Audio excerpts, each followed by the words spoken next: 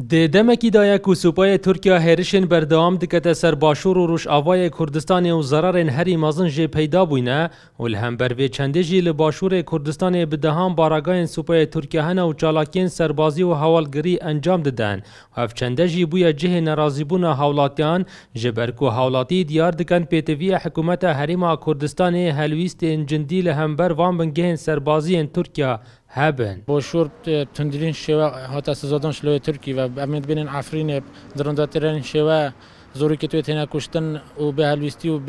به دنگیا هرم کردستان و امید بین روزانه یعنی برای وان آزادانه سرجاده تنوچن به که رگیری اگه به تکرین آن هر جوره پرابونه که یاسای برام به تکرین و بینم که لوازی هستی و نتواتی برام پرچدیت کردستان اجبار کو هم کردی ما نوید چهاران ویسیم همیو پیک و گیره دویه هم همیت ایک پاپور دا هر لایک پاپور کشکت دا چه هم همین نقمی دریای بین حقت يعني الفيريجي اگر تو بهي بارگايت وان مشكلة نه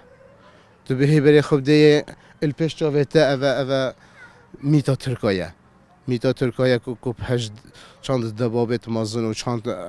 اوید خوبه افریکیل چاوید واد ظلم سر منه و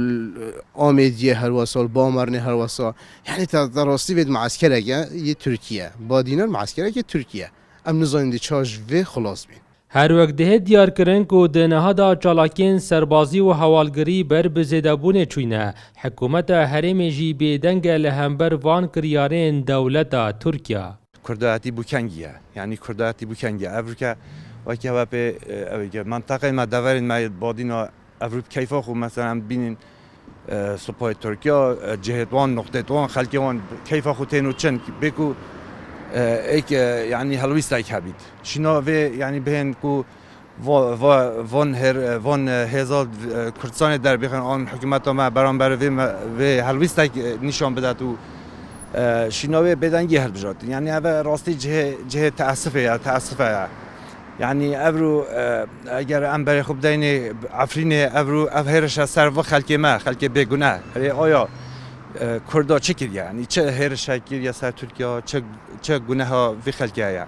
وی چلی زوستانه وی عالمی آورد کن در بدر کن بچیکا جنکا دکوجن